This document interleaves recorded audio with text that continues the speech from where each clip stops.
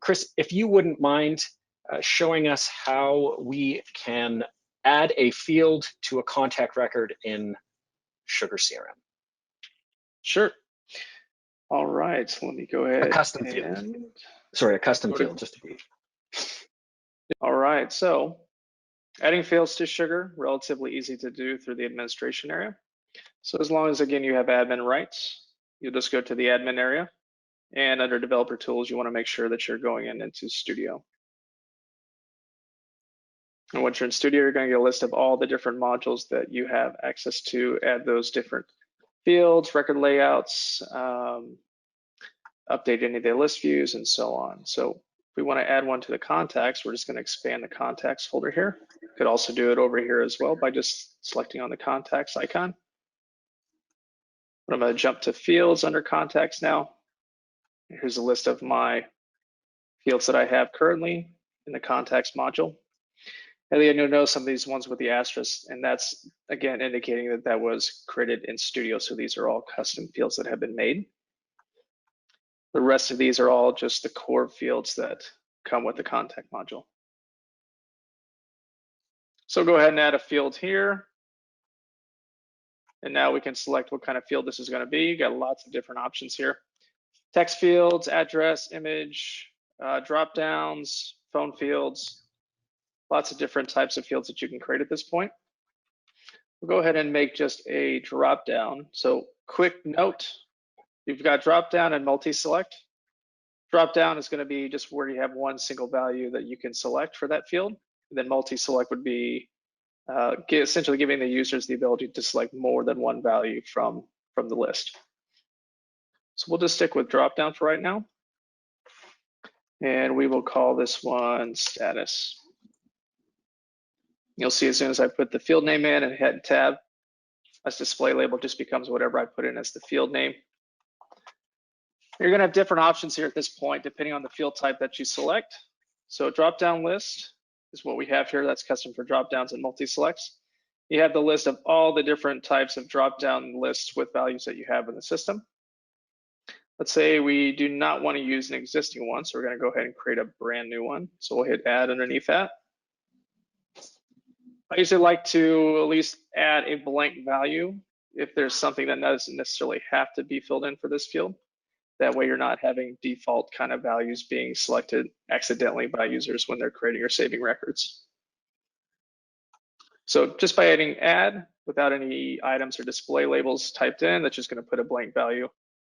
So since this is a status field, I'm going to call this active for one of my selections, and inactive for another. And what I want this field to do is really just indicate, is this an active contact or is this an inactive contact? The item name is essentially what the behind the scenes value of this field is going to be saved as. And then the label is what your user is actually going to see when they load up that drop-down value. So you could technically have different item names and display labels. They don't have to be equal to each other. So again, this is in English. If we wanted to do other languages, we could do that as well. We'll go ahead and hit save. Go ahead and set that status list we just made for my drop-down list. The default value I want to keep as blank. Mass update will keep checked in case we ever want to mass update this specific field. We're not going to make it dependent on anything. We won't make it required for right now, but if we want to make this a required field that has to be filled in, we can check this box here. Reportable, we want to keep checked because we want to be able to report off of that. And I do want to audit this field in case this field changes at any time. I want to know why this field in particular changes. Allow imports, yes. Duplicate merge enabled. I like to just keep these as default to what they get set as. So we'll go ahead and hit save.